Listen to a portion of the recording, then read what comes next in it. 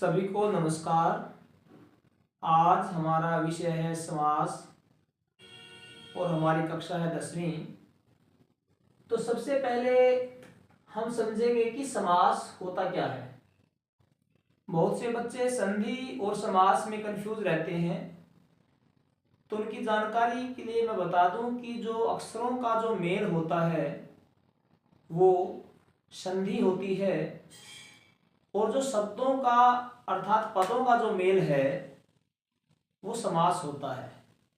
जब दो या दो से अधिक शब्दों अर्थात पदों को मिलाकर हम एक पद के रूप में प्रयोग करते हैं तो उस पद को हम समास के रूप में कह सकते हैं। जैसे हिंदी भाषा के माध्यम से यदि हम समझें तो राजपुरुष हम प्रयोग करते हैं, यदि उसका हम विग्रह करें तो उसका अर्थ बनता है राजा का पुरुष, राजा का सेवक, राज सेवक। तो राजा का वहां पर हमने का को समाप्त कर दिया और उन दोनों शब्दों को जोड़कर राजा का पुरुष में से का को हटाकर राजपुरुष कर दिया, और राजा का सेवक में से का को हटाकर हमने राज सेवक कर दिया। इस प्रकार जब हम बीच वाली जो विभक्ति है उसको हटाकर उन दोनों पदों को मिला देते हैं तो वहां पर हम समास उसको कह सकते हैं। समास में हमारे पास जो समझने के जो कुछ बिंदु हैं वो मैंने यहाँ पर लिखे हैं। जैसे समस्त पद क्या होता है, विग्रह पद क्या होता है, विभक्ति लोप क्या है, पूर्व पद, उत्तर पद और विभक्ति का सामान्य परिचय। जब इन बातों का भी बच्चे को ज्ञान हो जाता है तो वो बेसिक चीजें समास की समझ लेता है। और कुछ उदाहरण भी हमने यहाँ पर लिखे हुए हैं, तो उन उदाहरणों के माध्यम से भी हम समास को अच्छे से समझ पाएंगे। सर्वप्रथम तो हमें समझना होगा कि समास के भेद कितने हैं। समास के हमारे पास मुख्यतः 4 भेद हैं। अव्ययी भाव, तत्पुरुष, कर्मधारय और द्विगु उसके भेद हैं। उसके बाद द्वंद्व समास और बहुव्रीहि समास। ये तो हो गए भेद। आपके पास जो परीक्षा में आएंगे वो आएंगे समस्त पद और विग्रह पद। इस प्रकार से आपको आगे उदाहरणों के माध्यम से भी हम समझाने का प्रयास करेंगे। तो सर्वप्रथम तो हमें समझना होगा कि समस्त पद होता क्या है, विग्रह पद होता क्या है, उत्तर पद कौन सा होता है, पूर्व पद कौन सा होता है। जैसे यहां पर राम श्रिता, ये समस्त पद आया है, ये समास हुआ पद है। पद यानी शब्द, पद को यदि हम कहें पद यानी शब्द। जैसे पद को हम इस प्रकार से, बहुत से बच्चे कंफ्यूज रहते हैं कि पद होता क्या है, तो उनको मैं बताऊं कि पद शब्द को ही पद कहते हैं। तो यहाँ पर 2 पद हैं, राम और श्रिता।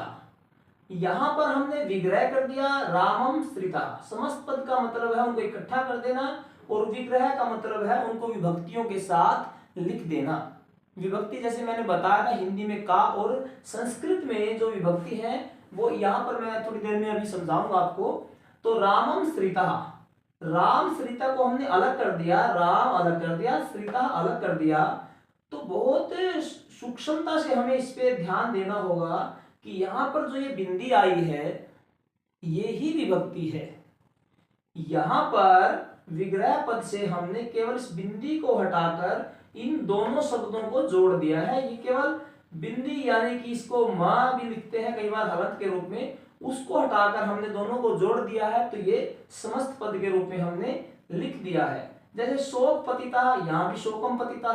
यहाँ पर जैसे इसको देख सकते हैं हम, सुखहीनः, सुखेर हीनः, सुख के द्वारा हीन।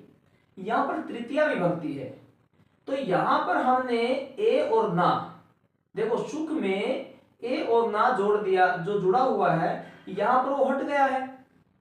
तो इतना है कि हमने इस विभक्ति को हटा दिया और उन दोनों पदों को आपस में जोड़ दिया। अब आती है बात उत्तर पद और पूर्व पद की। यहाँ पर पूर्व पद पहला पद होता है, उत्तर पद जो है वो बाद का पद होता है। बाद वाले पद को उत्तर पद कहेंगे और पहले पद को पूर्व पद कहेंगे।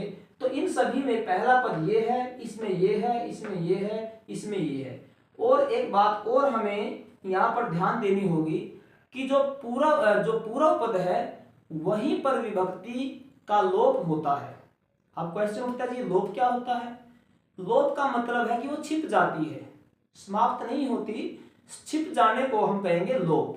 जैसे अब ये स्केच पेन है, हमने इसको ऐसे छिपा लिया तो इसका छिप गया है ये, परंतु ये समाप्त नहीं हुआ है, इसको हम लोप कहेंगे। तो यहाँ भी हमने विभक्तियों को यहाँ छिपा दिया है।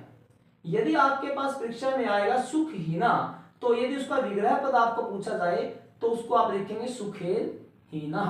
इस प्रकार से हम इसको समझ सकते हैं। भूत बलि, भूताय बलि, भूत के लिए बलि। अब जैसे ये आय है तो यहाँ पर आय को हटाकर भूत और बलि दोनों पदों को आपस में हमने अच्छे से जोड़ दिया है। तो इस प्रकार हम समस्त पद और विग्रह पद को समझ सकते हैं। पूर्व पद और उत्तर पद इन दोनों को भी हमने समझ लिया, और विभक्ति का लोप क्या होता है ये भी हमने अच्छे से समझ लिया। अब बात आती है कि विभक्ति होती क्या है। अब एक वचन के रूप में हम समझेंगे, क्योंकि एक वचन का भी यदि हम अच्छे से समझ लेते हैं विभक्ति को, तो समास का लगभग सा काम हमारा स्पष्ट हो जाता है। जैसे बाल कहा, ये संस्कृत का शब्द है बाल कहा, हिंदी में कहते हैं बालक। जो ये विसर्ग लगी, जो ये दो बिंदी होती हैं, इनको बोलते हैं विसर्ग, और इसका हिंदी में अनुवाद होता है ने। तो यहाँ पर प्रथमा में बनेगा बाल कहा बालक ने, बालकम बालक को, यहाँ पर बिंदी आ गई, इस बिंदी का मतलब क्या हुआ को। बाल केन, जब बालक के साथ एक ही मात्रा और ना, जब ये एन जुड़ जाता है तो इसकी हिंदी बन जाती है बालक के द्वारा। बाल काय, यहाँ पर आय आ गया बालक के साथ, ये आय विभक्ति जुड़ गई तो वहां पर अर्थ बन गया बालक के लिए। बाल का यहाँ पर आज जुड़ गया तो यहाँ पर विभक्ति, यहाँ पर बन गया अर्थ इसका बालक से अलग होना अर्थ में, बाल का। बालकस्यः, बालक का, बालक की या बालक ये स और ये, जब ये बालक के साथ जुड़ जाते हैं तो इसका अर्थ बन जाता है बालक का, बालक की या बालक के। बाल के, बालक अब एक ही मात्रा केवल आई है, बालक के ऊपर केवल एक ही मात्रा आई है अंतिम वर्ण के ऊपर, तो इसका अर्थ जब होता है हिंदी में तो वो बनता है बाल के। इस प्रकार आकारांत, आकारांत जिसके अंत में केवल आ हो, क्योंकि बालक शब्द जो है वो आकारांत है। आकारांत शब्दों के साथ एक वचन में जो विभक्ति प्रयोग है वो हमने यहाँ पर स्पष्ट करने का प्रयास किया है। आशा है कि समास का जो आधारभूत जो बातें हैं वो आप अच्छे से समझ गए होंगे, और अन्य उदाहरणों के साथ अगली वीडियो में पुनः हम मिलते हैं। धन्यवाद।